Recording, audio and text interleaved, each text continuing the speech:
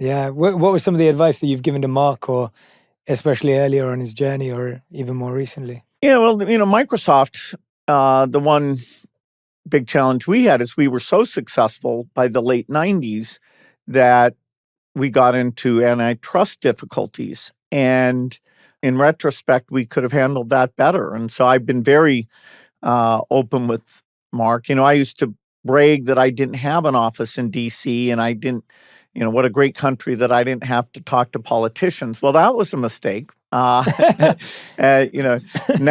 you've got all of them going to the inauguration, and, so they're not making that mistake. Maybe they corrected too much in the other direction. Well, history will judge. So yeah, it's weird to be kind of an elder statesman.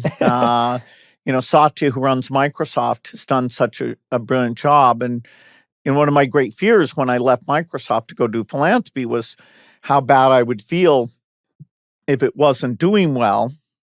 And so Steve Ballmer did a great job, and now Satya's with this AI generation. So that's another great blessing, is that not only the value of the stock, but also the fact I can just focus on, okay, what about polio and malaria? Knowing that they're taking the company to new heights. What a great blessing that's been for me. Yeah, it seems like, I love what you were just saying now, that maybe there'll be a time when Elon turns to philanthropy, and you talked about others, and it seems that turning point for you is so key. And I feel like you were one of the first, not that it wasn't done before, but one of the first to do it in a really big way, to be able to move away from this big company that you founded, world-changing, generation-changing, and then turning to that.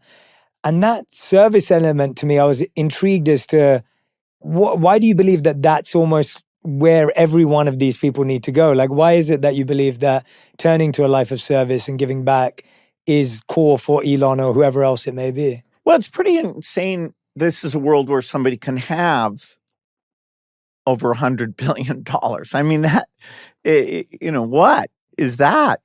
And it's not, you don't want to just give that to children and create some dynasty. That's not even a favor to them. You want to give that back. So these are unprecedented fortunes.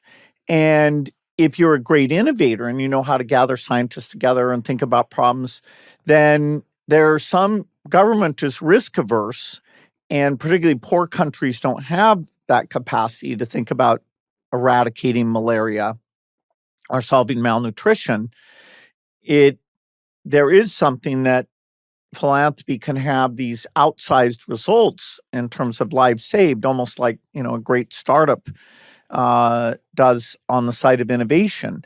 So getting those minds to turn those capacities to equity to the poorest, both inside the U.S. and outside the U.S., I feel that, we've got the golden rule. We're supposed to care about people.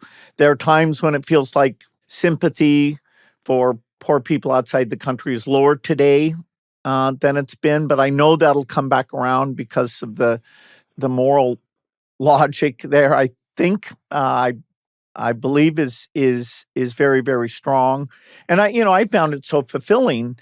And I created a group called Giving Pledge of people who've committed to give the majority of their wealth away. And